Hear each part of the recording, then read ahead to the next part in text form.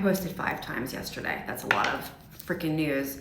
But since yesterday, I've been collecting ingredients for the daily salad, and there's just so many things to share.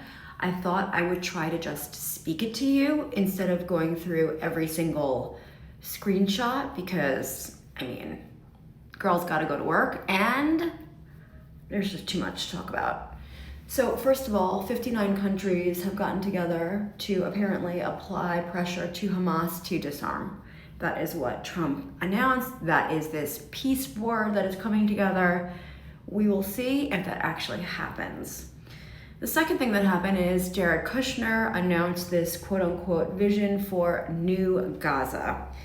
It's like an AI picture of like what Gaza could look like, this like hub of futuristic and all the things. And honestly, all I could think about was George Jetson and like, where is the Jetson thing where we walk through and we're just ready? I don't need new Gaza, I need that. The other thing is, if you're watching any of the Davos videos from all of the leaders, Howard Lutnick, Scott Bessent, Jamie Dimon, Ken Griffin, I mean, you really do see the power of America right now. I mean, they gave Trump a standing ovation.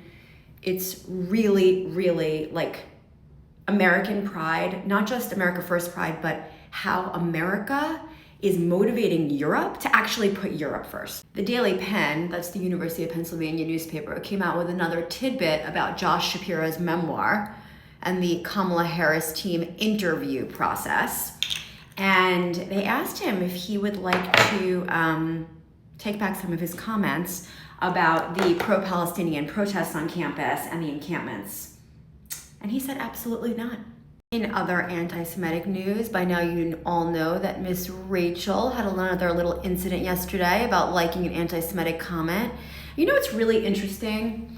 It's like she keeps on having these things where, oh, she liked by accident an anti-Semitic comment. Oh, by accident she platformed a terrorist sympathizer. Like, I don't know, you and I don't have these problems, right? They don't keep on happening to normal people, but they keep on happening to her. I wonder why that is. Newsweek came out with a bombshell piece about how Mamdani's DSA is literally having meetings with the Communist Party in China. And, you know, didn't surprise me one bit, especially because we already know the founder of Code Pink is in bed with the CCP anyway. So doesn't it all just make so much sense? Once again, Witkoff doing interviews, not a good thing. He keeps on doing his usual, like, well, if Iran changes its tune, you know, if they're nicer, if they play nicely in the sandbox, then maybe diplomatic relations, blah, blah, blah. Like, Steve, I think you're a good guy. I really do. I really think you need to stop speaking. This candidate, Daniel Biss in Illinois, literally used to seek out AIPAC support and now has turned to the dark side.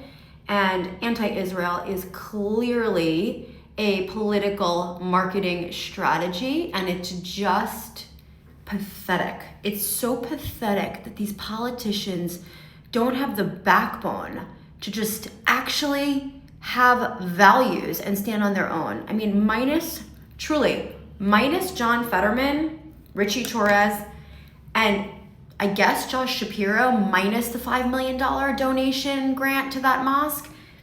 Who else is there? Maybe Kirsten Gillibrand? That's it. There's not one Democrat who's willing to be pro-Israel publicly, and it's just pathetic. And you know what? They think it's a winning strategy, but ultimately it's gonna be their downfall. By the way, I'm still not over Guy Hochman, the Israeli comedian whose show got shut down by the NYPD due to security concerns. Like, where was that frozen zone, Jessica Tisch?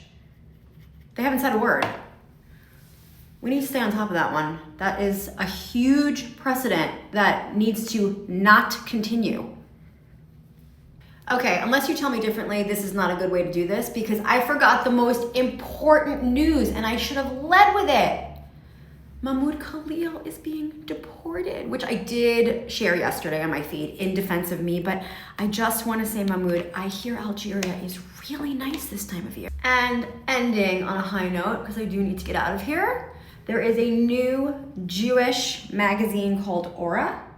It is like old school high fashion back in the day. It is beautiful. I'm gonna post it in my stories, and I am so proud of all the people who are featured in this magazine. And I do want to actually thank Elena and Julia, who included me as well in 18 voices that are, you know, being loud and proud Jewish, because I think it's really important that we all continue to speak up. Anyway, have a great day. Let me know what you thought of this. I mean, I'm feeling like it was a one and done, but anyway, let me know.